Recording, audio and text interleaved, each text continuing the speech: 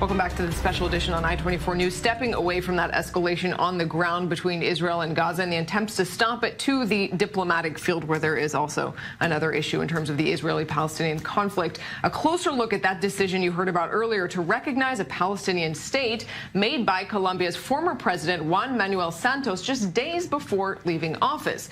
That's a step the new government, President Iván Duque, said it would review. The Israeli embassy in Bogota today calling it a slap in the face to a loyal ally that contradicts the closeness between the leaders and the quality of relations. We asked the Colombian government to reverse the previous government's decision in its last days. Well, joining us in the studio is our international affairs correspondent, Bianca Zanini. But first, let's go to Bogota, Colombia, and speak to Nicolay Abril. He is a news editor at NTN24, a Colombian news network. And Nicolay, I have to tell you, everybody in Israel was taken by surprise by this decision. How much of a surprise or not was it in Colombia, and how is it being received there? We are very much surprised as much as you are. Well, this issue obviously took us many by surprise because recently, just in September, we attended the press conference between Benjamin Netanyahu and Juan Manuel Santos. It was one of the few countries that Netanyahu chose to visit in his first visit to Latin America. So they were joking and they even signed some agreements. And no one could ever think that Juan Manuel Santos was about to recognize the state of Palestine as a sovereign state.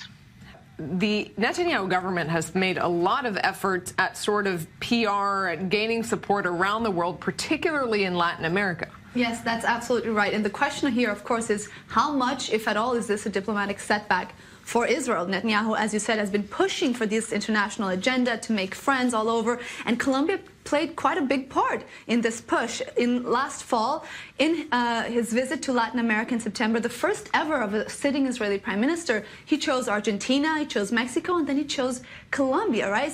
He's prayed the relations between the two countries. They've cultivated a special relationship also through the military, because the Israeli military has helped them with their internal fight against the FARC rebels. So these two countries have also made a lot of deals, and they've really been working towards this relationship. So this definitely leaves a big question mark as to why right now. And some are saying that this could perhaps be sort of a last hurrah from a government that wanted to join all the rest of South America's countries in acknowledging Palestine as a state, apart from French Guiana. Well, Nicolay, is this a last hurrah, or, I mean, is there going to be pressure to actually reverse this decision? Because earlier you were saying that people are asking why it was done. Well, are others asking why not? Well, there are no immediate backgrounds, immediate records of a state that would abstain of recognizing a state that it already recognized. But here in Colombia, the President Belisario Betancourt back in 1985, back in 1986, recognized the Sahrawi states in North Africa. This obviously caused the protests of Morocco, and then the relations were freezed after this recognition. So there is no actual recognition nowadays of the Sahrawi state. And talking with some analysts, they think that after reviewing this decision, this might be a possible scenario.